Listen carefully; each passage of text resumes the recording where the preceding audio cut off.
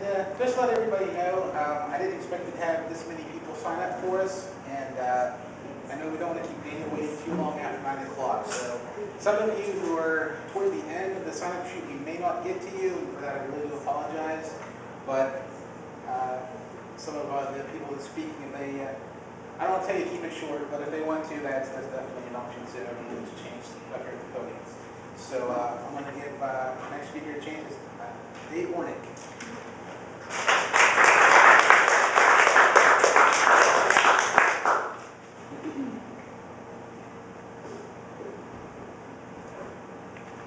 I was writing a poem and I tripped on a metaphor and ended up in another poem.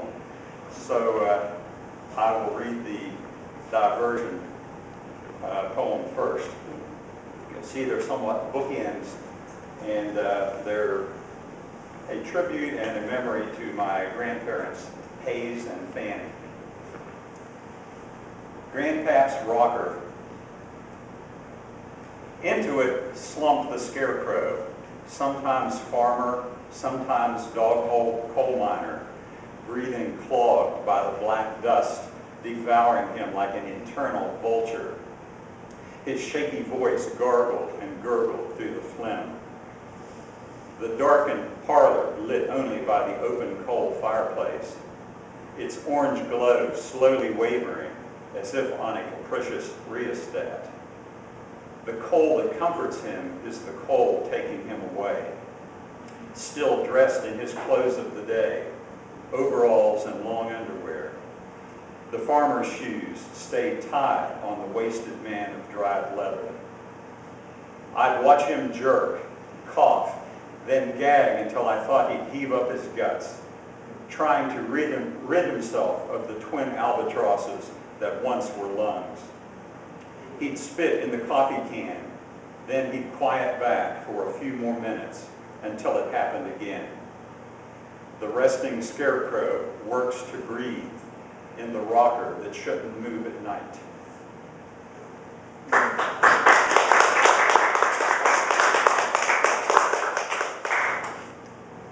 Grandmas. It was the time of lilacs, of summers on the farm.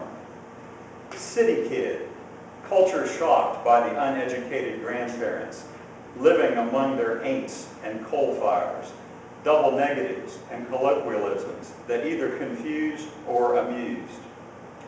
My grandparents, just 2 electrons short of critical mass. Hair-triggered Hayes and quietly defiant Fanny. Cohabitants committed to an imminent dogfight, just waiting for the cages to open. Tiptoeing around the battlefield, I feared the overalled scarecrow, who slept upright in his rocker so he could breathe. His restless sleep brought peace to the couple, but not to him. Though Grandpap was there, he didn't belong there. It was always Grandma's. Grandma's meant chasing chickens from the yard, or zigging them down the cindered road on a self-assigned mission. They chuckled at me as they deftly avoided my flustered chicken ass-kicking feet. Grandma's was red Kool-Aid, frozen in aluminum ice cube trays, and handed out carefully wrapped in tissue, as if that would keep the red tracks from finding my acute elbows. Grandma's was gladiolas and zinnias and BB gun blasted butterflies, arriving in endless sorties, ignoring the attrition occurring point blank on the blossoms. I punched holes in the wings that gave freedom to otherwise black, shiny worms with long-handled eyes.